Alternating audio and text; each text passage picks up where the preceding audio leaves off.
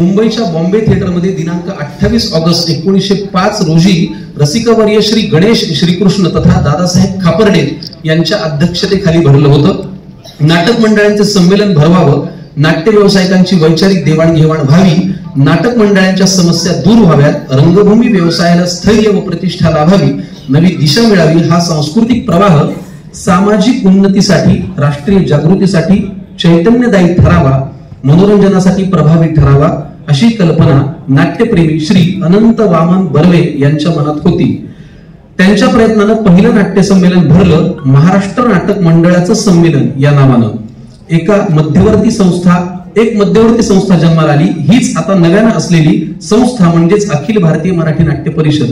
प्रारंभी महाराष्ट्र नाटक मंडळाचं संमेलन, नंतर भरतनाट्य समाज, नंतर भरतनाट्य समाज, त्यानंतर भारत नाट्य संमेलन, नंतर महाराष्ट्र नाट्य संमेलन, मग मराठी नाट्य संमेलन, त्यानंतर मराठी नाट्य परिषद, एवढी नावं बदलत आता अखिल भारतीय मराठी नाट्य परिषद या नावानं ही मध्यवर्ती संस्था स्थिरावली आहे. नावे बदलली तरी नाट्य संमेलने भरतच होती. आतापर्यंत 100 नाट्य संमेलने झाली. पहिलं नाट्य संमेलन राजापूरकर नाटक मंडळींनी भरवलं होतं. तदनंतर 28 नाट्य संमेलनं बहुंशी नाटक मंडळांनी भरवली. नंतर गावोगावी नाट्य मंडळ, नाट्यविषयक कार्य करणाऱ्या संस्था संमेलन भरवण्यासाठी पुढाकार घेऊ लागल्या. आता अखिल भारतीय मराठी नाट्य परिषदेच्या शाखा नाट्य संमेलनांनी ही जबाबदारी पार पाडण्याचं ठरवलेलं आहे. आतापर्यंत पुणे शहरानं 21 नाट्य संमेलनं भरवलेली आहेत. मुंबईत 12 नाट्य संमेलन झाली. बडोदा, सांगली, कोल्हापूर, नागपूर वगैरे शहरात एकापेक्षा अधिक संमेलन झाली. ग्वाल्हेर, इंदूर, बेळगाव, म्हापसा येथे एक नाट्य संमेलन होऊन गेलेलं आहे. आमच्या परभणीत एक झालं होतं पण त्याचं नाव नाही. ठीक आहे, नाट्यप्रेम व्यक्त झालेला आहे. भारताची राजधानी दिल्ली येथे 2 नाट्य संमेलन साजरी झाली. आता या नाट्य संमेलनाचं स्वरूप अखिल भारतीय मराठी भारतीय पातळीवरती स्पष्ट आणि सर्वसामान्य झालेलं आहे. नामवंत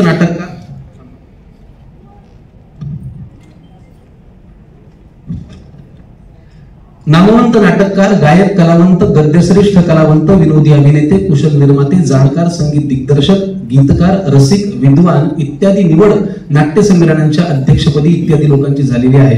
नाट्य संमेलन भरवणं, नाट्यविषयक परिसंवाद, चर्चा, निबंध स्पर्धा, ग्रंथ प्रकाशन, नाट्यविषयक प्रदर्शन, नाट्य प्रयोग, शिवाय नाट्यसंगीत, भाषण, अभिरूप, न्यायसभा, करमणुकीचे कार्यक्रम, सत्कार, शोक प्रस्ताव, अभिनंदन पार पडतात. हेतू मात्र रंगभूमीचा उत्कर्ष व्हावा आणि त्याची प्रगती व्हावी असाच आहे. या नाट्य संमेलनाच्या आयोजनातून करमणूक करण्यावरचा कर माफ होणं, नाटककारांचे हक्क, नाट्य शिक्षणाचे महत्व, बंदिस्त नाट्यगृह बांधणं, नाट्य इतिहासात लेखन, रंगभूमी, उत्सव वगैरे अनेक विषयांना चालना मिळून काही कार्य होतात. बेळगाव येथे नाट्य संमेलनापासून मराठी नाट्य परिषद या मध्यवर्ती संस्थेच्या कार्याला अधिक चालना मिळाली. कार्यालय पुणे येथे होतं. तदनंतर ते मुंबईत अनेक वर्ष मुंबई मराठी साहित्य संघाच्या जागेत होतं. कार्य वृद्धिंगत होण्यास जागेची अडचण ही समस्या आड येत होती. परंतु नाट्य परिषदेला जागा मिळवावी असा जोरदार प्रयत्न सुरू होता.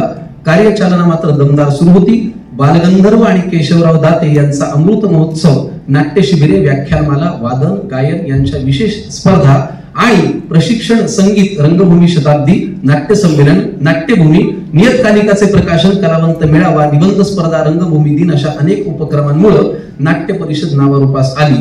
प्रारंभी निबंध स्पर्धा, रंगभूमी दिन अशा अनेक उपक्रमांमुळे एक ओहळ तयार झाला आणि आता या कार्याच्या अनेक ओहळातून निर्माण झालेली दुथडी वाहणारी कार्यसरिता मुंबई सारख्या मध्यवर्ती ठिकाणी अखिल भारतीय मराठी नाट्य परिषदेच्या नावावर यशवंतराव चव्हाण नाट्य संकुल पूर्ण झालेला आहे. असा हा 100 वर्षांचा इतिहास आहे. हा मांडताच नाकी नऊ आले. तर हा प्रवास ज्यांच्यामुळे झाला, ज्यांच्या कार्यामुळे झाला, ज्यांच्या नाटक करण्यामुळे झाला, त्या सगळ्या सन्माननीय कलाकारांसाठी, दिग्दर्शकांसाठी, तंत्रज्ञांसाठी आपण एकदा जोरदार टाळ्या वाजवूया. 100व्या नाट्य संमेलनाची पूर्तता करूया. आणि आमच्या विश्वस्तांनी तसंच नियामक मंडळ सदस्यांनी सर्वांनी पाठिंबा देऊन, मेहनत घेऊन या संपूर्ण थिएटरचं नूतनीकरण आम्ही आज पूर्ण केलेलं आहे. त्यासाठी अर्थातच महाराष्ट्र शासनाचे आभार मानायला हवेत, कारण त्यांनी आम्हाला भरघोस मदत केली आणि त्यामुळे आम्ही हे करू शकलो. आज तुम्हा सर्वांच्या साक्षीने पुन्हा एकदा हे यशवंतराव चव्हाण नाट्यगृह याचं रसिकार्पण सोहळा आज होणार आहे. मी आमचे अध्यक्ष श्री प्रशांत दामले यांना विनंती करतो की त्यांनी पूजा करून आणि श्रीफळ वाढवून ह्या नाट्यगृहाचं रसिकार्पण करावं.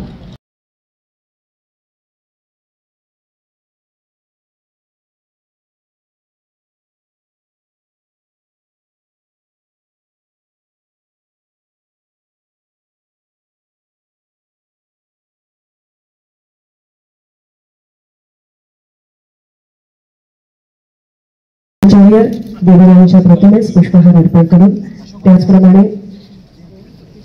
इलेक्ट्रिक समय आहे तीही प्रज्वलित करून कार्यक्रमाचा शुभारंभ करावा.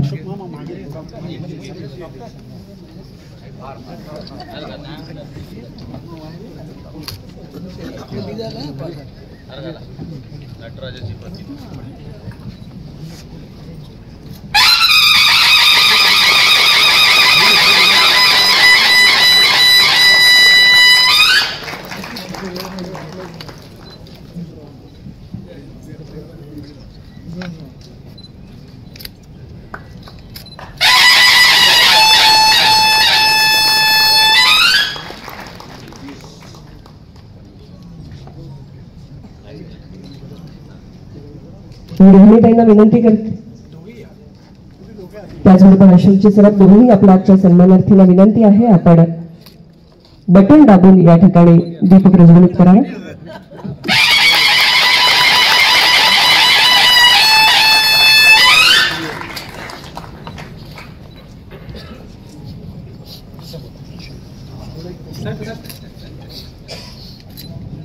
लोकांपर्यंत पोहोचूया. इथल्या प्रत्येक कोपऱ्यात तुम्ही एक फोटो काढा आणि लोकांपर्यंत नक्की पोहोचवा की नाटकाच्या जीवावरती काय काय होऊ शकतं, नाटकासाठी काय काय होऊ शकतं. पण आजचं निमित्त काय मी तुम्हाला सांगतो.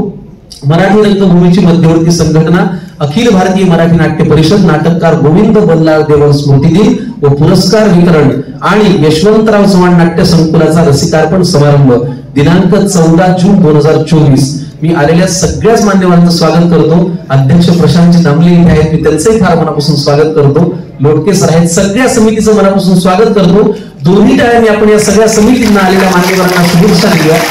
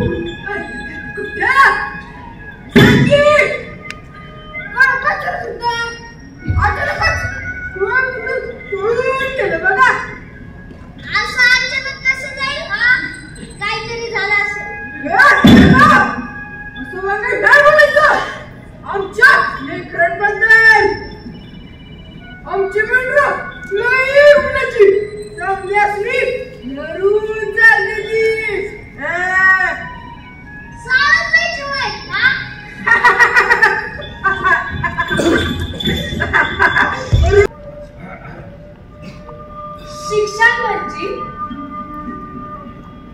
वाहती नदी आहे. या नदीत उतरायला पाहिजे. नदीला कुठे बांध असल, दगड धोंड असतील, काटकुट असतील, घाण असल, शेवाळ साचली असल, शेवाळ असल, घाण असल, काटकुट असतील, दगडधुंड असतील, बांध असल, पण हिंमत दावायची. जमल तसं वाट काढत पहिलं तीर गाठायचा.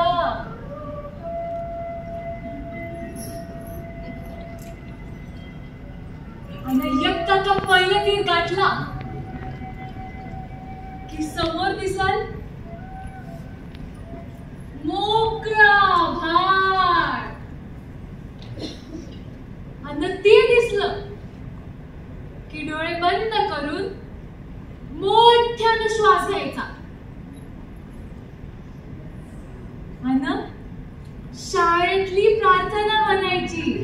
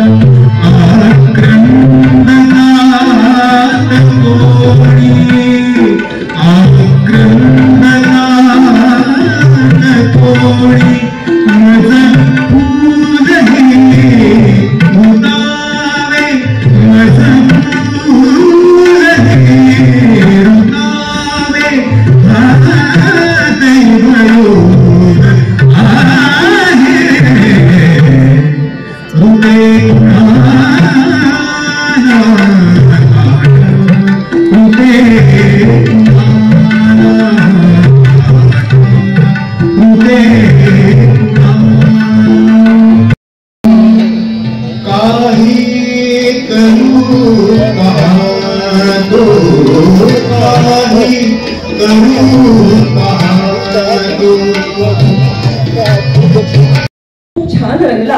आणि प्रयोगाच्या शेवटी एकदा म्हणजे शारदा नाटकाचा महिमा आपल्या सगळ्यांना माहिती आहे की जरठ बाला विवाहाचा कायदा जो ब्रिटिशांनी त्या काळात आणला, त्या कायद्याला सुद्धा शारदा ऍक्ट म्हणण्यात आलं होतं. इतकं प्रभावी ठरलेलं हे नाटक. तर या नाटकाची लोकप्रियता किती होती आणि मराठी माणूस किती नाटक प्रेमी आहे हे सांगताना पु ल असं म्हणतात की कुठल्या तरी एका गावामध्ये रात्री उशिरापर्यंत नाटकाचा प्रयोग रंगला तेव्हा कंपनी गावातच मुक्कामी असायची. त्याप्रमाणे कंपनी मुक्कामी होती. त्या कोदंडाचा आणि शारदेचा विवाह पार पडला आणि एक जोडपं आपल्या घरी परत गेलं. आणि थोड्या वेळाने काहीतरी राहिला म्हणून घाईघाईने ते परत आले. तोवर नट मंडळी सगळी आपापल्या स्वयंपाकाला बसली होती, अण्णासाहेबांची भुकटी खायला बसले होते. आणि त्यावेळेस जोडपं आल्यावरती मॅनेजरने विचारलं, काय हो, काय झालं, चप्पल वगैरे राहिली का? ते म्हणाले, नाही हो, आमची ही इतकी धांदरट, ते लग्न झालं, इतका आनंद झाला, पोर विसरून आली थिएटरात. तर इतके आपण नाटकामध्ये वाहवत जाणारी माणसं आहोत, इतकं नाटकावर प्रेम करणारी मंडळी आहोत. आणि म्हणूनच आणि हे सगळं आम्हाला कोणी दिलं? आम्हाला हे देवलाने दिलं, आम्हाला हा अण्णासाहेब किर्लोस्करांनी दिलेला वारसा आहे. असं म्हणतात की हे केशराचं शेत आहे. आणि याच्यामध्ये आपण कित्येक बघतो आहोत की अनेक शेतकरी जोडले जात आहेत. आपापल्या प्रतिभेचं पीक या ठिकाणी ते काढत आहेत. आणि आज जेव्हा आपण इतर अनेक रंगभूमींविषयी बोलत असतो तिथल्या तांत्रिक प्रगतीविषयी अनेकदा आपण जास्त बोलत असतो, पण मला वाटतं नाट्यकलेचा मंत्र जर कुठे गवसला असेल तर तो निश्चितपणे मराठी रंगभूमीला गवसलेला आहे. या सगळ्या समोर बसलेल्या आणि आता आपल्या समोर येणाऱ्या कलाकारांना गवसलेला आहे. आज या सोहळ्याच्या निमित्ताने अनेक पुरस्कारांचं प्रदान केलं जाते. या निमित्ताने अनेक कलाकारांनी आपली कला सादर केली. तुम्ही पाहिलं असेल अतिशय लहान वयोगटात आणलं जाईल, कारण ते हळदी कुंकू किती शाही करावं अशा पद्धतीची तेव्हा एक चढवड असायची आणि या नाटकांचे प्रयोग हे अशा इतक्या प्रेमाने केले जायचे. म्हणूनच मला वाटतं जसं बालगंधर्व हात मारायचे त्याप्रमाणे आपण सगळे मायबाप रसिक आहात. या मायबापांची पूजा या नाट्यकलेच्या माध्यमातून जितकी सुंदर मांडता येईल तितकी मांडावी हा संस्कार शारदा नाटकापासून कुठेतरी सुरू झाला आणि एक समस्या नाटकातून मांडण्याला प्रारंभ झाला. खऱ्या अर्थाने पहिलं सामाजिक नाटक म्हणावं अशा पद्धतीचं हे शारदा नाटक त्या नाटकाने इतिहास रचला आणि गोगलदेवलांनी आपल्या हाती हा वारसा दिला, जो आज किती मोठ्या प्रमाणावरती आपण साजरा करतो आहोत. आज मराठी नाटकाचे प्रयोग जगाच्या पाठीवर जिथे जिथे मराठी माणूस आहे तिथे होत आहे आणि त्यामुळे आता दौऱ्यांमध्ये ऑस्ट्रेलिया, अमेरिका हेही अमरावती आणि नागपूर यांच्या बरोबरही आपल्याला दिसत आहे. तर अशा या आपल्या नाट्य परंपरेचा गौरव आजच्या या कार्यक्रमात करत असताना मला वाटतं रंगमंच सज्जा झालेली आहे आणि आपण लगेचच मान्यवरांची भेट होणार आहोत. तुताऱ्यांच्या निराळामध्ये आपण वास्तू उभारण्यासाठी अनेकांचे अनेक अथक परिश्रम आहेत आणि योगायोगानं ज्यांनी सुरुवात केली, ज्यांनी पाया रचला त्या सर्वच व्यासपीठावर आहेत. आदरणीय पवार साहेबांच्या पुण्याने ही वास्तू उभा राहिली. बचेंद्रजी कांबळे असतील, मोहनजी जोशी असतील, शशीजी प्रभू असतील आणि आता ह्या मधल्या कालखंडामध्ये आम्हाला असं वाटलं होतं की सुरू होईल की नाही, परंतु उदय सामंतींच्या कृपानं विश्वस्त म्हणून ते आल्यानंतर सरकार आणि त्यांच्यातला मधला दुवा, विश्वस्तांमधला दुवा आणि आज वास्तू खरं तर आम्हाला असं वाटतं की आजच उद्घाटन होत आहे या वास्तूचं. एवढी सुंदर वास्तू आज या निमित्तानं उभी राहिली आहे. त्या कार्यक्रमाच्या निमित्तानं एक अतिशय अलौकिक सोहळा या ठिकाणी आपण साजरा करीत आहोत. त्या निमित्तानं जीवन गौरव पुरस्काराचे मानकरी अशोक मामा असतील, रोहिणीजी असतील, त्याचबरोबर आदरणीय साहेब उदयजी सामंतजी, उपस्थित सर्व मान्यवर, मोहनजी जोशी यांचं मी मनापासून स्वागत करतो. धन्यवाद. शरदचंद्रजी पवार साहेब, श्री जब्बार पटेल, श्री शशी प्रभू, श्री उदय सामंतजी, श्री प्रशांत दामले, श्री हांडे, श्री मोहन जोशी आणि आज आपण ज्यांच्यासाठी जमलो खऱ्या अर्थाने ज्यांना जीवन गौरव पुरस्कार देतोय ते श्री अशोक सराफ आणि श्रीमती रोहिणी हत्तंगडी, बंधू आणि बहिणी. आता एवढे दिग्गज, एक तर प्रशांतनी मला फसवलंय, त्यांनी मला कल्पनाच दिली नाही कोण कोण येणार होतं, नाही तर मी आलोच नसतो. आणि आम्हाला न येण्याची खूप कारणं असतात, पण मी हे भाग्य समजतो प्रशांत की आज आपण सगळे इकडे आहोत आणि अशोक सराफ आपले मराठी चित्रपट आणि नाटकाचे एकदम लाडके कलाकार त्यांना जीवन गौरव देतोय. रोहिणी हत्तंगडींना तशा त्या आम्हाला रोहिणी कोक म्हणूनच परिचित होत्या. मी पुण्याला सदाशिव पेठेतच वाढलो, त्यामुळे रेणुका स्वरूप वगैरे तुमचं सगळं आम्हाला माहिती आहे. अशोक सराफांबद्दल आता प्रशांतनी त्यांचा अशोक मामा असा उल्लेख केला, तसा पोलिसांना मामा म्हणायचे पुण्यात, त्यामुळे ते आमच्या दोघांमध्ये साधर्म्य आहे. पोलिसांचा आणि सराफांचा तसा संबंध येऊ नये.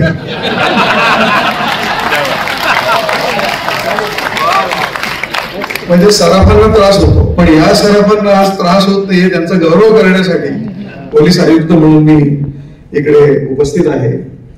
त्यांची वाटचाल खरं शाळेत आणि कॉलेजमध्ये असल्यापासून आम्ही कधी शाळा चुकवून म्हणजे अभ्यास करायचो, पण सिनेमे वगैरे पण पाहायला जायचो.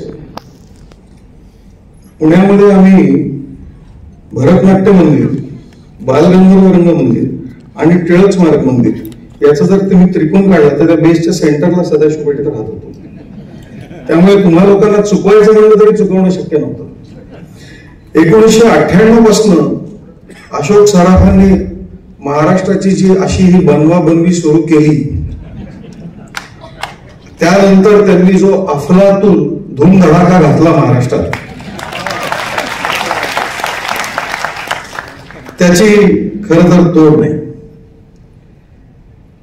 त्यांचे खूप पिक्चर जे होते माझ्या आठवणीमध्ये जे येतात ते असे नवरा नवरी, नवरी मिळे नवऱ्याला, बिनकामाचा नवरा, म्हणजे बिनकामाच्या नवऱ्यापासून नवसाचा नवरा, ते नवरी मिळेला नवऱ्यापर्यंत स्थिर स्थावर झालेला नवरा, अशा अनेक उत्तम कलाकृती त्यांनी सादर केल्या. तुम्ही तुमच्यासारखे तुम्हीच, आमच्यासारखे आम्हीच. आणि एक डाव भूताचा माझ्या आठवणीतला त्यांचा पिक्चर. आता त्यावेळेला सुदैवाने सर अंधश्रद्धा निर्मूलन कायदा नव्हता, नाहीतर एक डाव भूताचावर आम्हाला केस करायची पाहिजे आणि भूत प्रेत वगैरे वगैरे काही कायद्याला मंजूर नाही. पण अर्थात सिनेमा ते नेहमी एक लाईन टाकतात की this is a fiction and anything is coincidental, आमचा काही संबंध नाही वगैरे वगैरे. म्हणजे सुटका कशी करून घ्यायची हे कैद्यांनी यांच्याकडनं शिकायला पाहिजे. रोहिणीताईंबद्दल काय सांगू तुम्हाला, आम्ही कस्तुरबा म्हणून बघितलं, सगळं जग तुम्हाला कस्तुरबा म्हणून ओळखतात. साहेबांनी सुद्धा आतमध्ये जेव्हा पवार साहेब रोहिणीताईंना भेटले तेव्हा ते म्हणले की कस्तुरबा ना, तर कस्तुरबा, आता कस्तुरबा यांनी फेमस केली असं नाही म्हणू शकत मी, परंतु नंतर त्यांनी अनेक 4 दिवस सासूचे, म्हणजे ते खरं 4000 दिवस सासूचे असायला पाहिजे होतं. त्याचं नाव 4 दिवस सासूचे का ठेवलं आहे मला अजून समजलं नाही. आणखीन एक तुमचं ते सुनेच्या संबंधात काहीतरी सिरीज होती मोठी, होणार सुने, अच्छा तुम्ही होता का त्याच्यात प्रॉम्प्टिंग केलं तर होणार सुनमी त्या घरची वगैरे. म्हणजे ललिता पवार नंतर सगळ्यात फेमस मराठी सासू म्हणजे रोहिणी हातांनी असं म्हणायला मला हरकत वाटत नाही. त्यांचे पण खूप गाजलेले मला जे आठवतात सारांश, पार्टी, अर्थ, खूप म्हणजे अर्थपूर्ण अशा तुमच्या सगळ्या कलाकृती होत्या. आणि सरतेशेवटी मी असं म्हणेन की आपल्या दोघांचा जीवनगौरव पुरस्कार करण्यासाठी आम्हाला आज आपण प्रशांत बोलवलं, म्हणून तुमचं खरं तर खूप धन्यवाद. ईश्वराचे आभार की या एवढ्या दिग्गज आणि आवडत्या मराठी कलाकारांसाठी इतक्या मोठ्या संख्येने मराठी प्रेक्षक मुंबईमध्ये जमलेले आहेत, याचं खूप कौतुक आहे. आणि तुम्ही जी सूचना दिली आहे ती आम्ही सरकारपर्यंत पोहोचवू. नाट्य परिषदेने अशी संकुलं मानण्यासंबंधी मंत्री महोदय पण इथे आहेत. आणि तुम्ही म्हणाला की पाणी गळत नाही, पण अजून पावसाळा सुरू व्हायचा आहे, त्यामुळे इतक्या लवकर स्टेटमेंट करू नका. खूप जणांना बोलायचं, त्यामुळे आपलं फारसा वेळ घेत नाही. पुन्हा या दोघांचं खूप खूप स्वागत, खूप खूप कौतुक आणि आपल्या सर्वांच्या वतीनं खूप खूप अभिनंदन. जय हिंद, जय महाराष्ट्र.